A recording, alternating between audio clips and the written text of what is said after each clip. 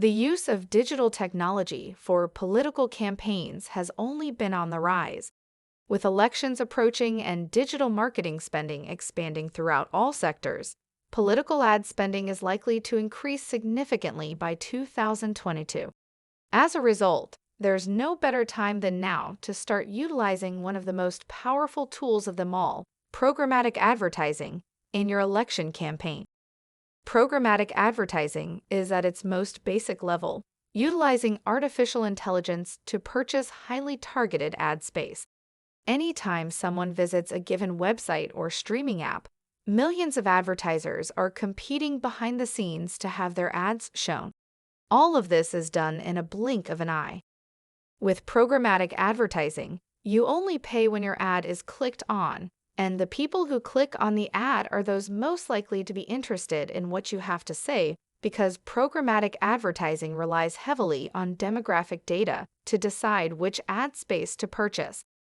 Let's look into programmatic advertising and see how it can help take your campaign to the next level.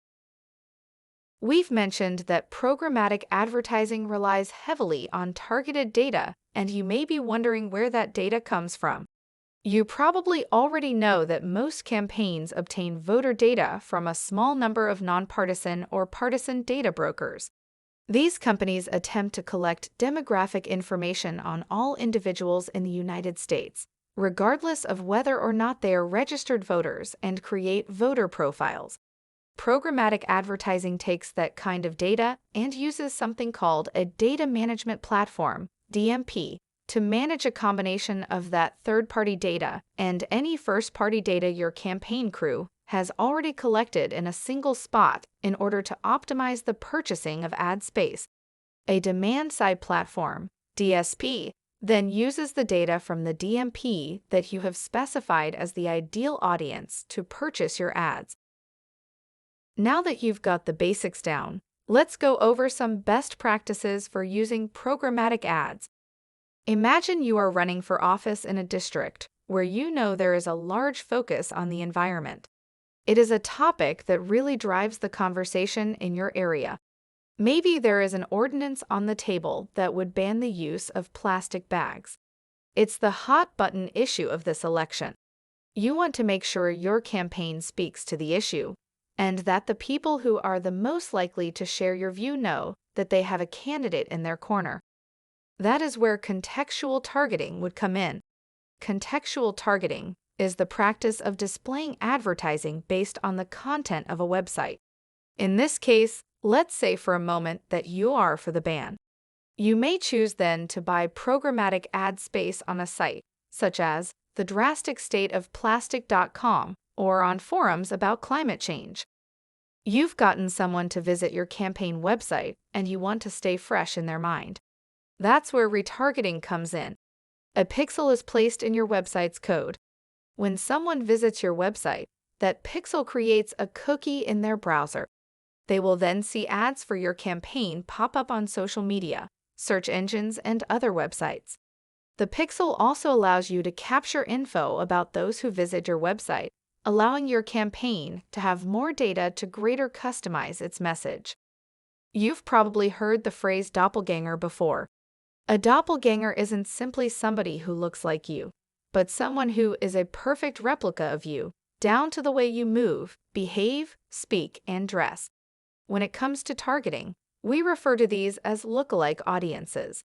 Lookalike audiences are an algorithmically assembled group of individuals who reflect, in some way, another set of individuals. It refers to a new targeting technique in the age of digital advertising that helps reach potential voters online who are likely to share similar interests and habits as those already in favor of you.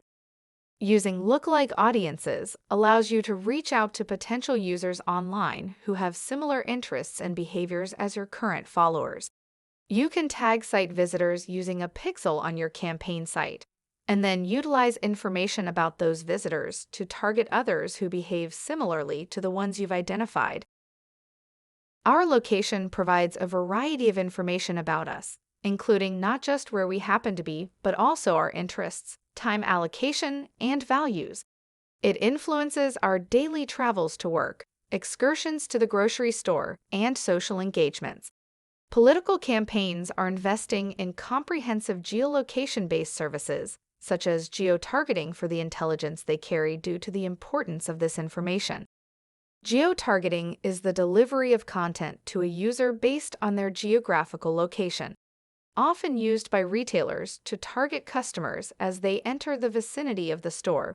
This strategy is great for political campaigns as well, and can be utilized via SMS texting, websites, emails, social media, and even apps. Using geotargeting in your campaign's messages helps you to improve your relationship with voters. They will be more willing to donate or vote for you if they believe that you are knowledgeable about local concerns. Like other programmatic platforms, geotargeting can be tweaked so that messages are sent to people in a chosen location who meet certain demographic criteria that you specify. When it comes to political campaigns, having an expert in your corner is a must. When it comes to programmatic advertising, 7Social can be that expert for you. From audience segmentation and analytics to creatives and creating pixels for retargeting, we can do it all, starting as low as $2,500 per month. Let us do the behind-the-scenes work for you so you can focus on the rest of your campaign.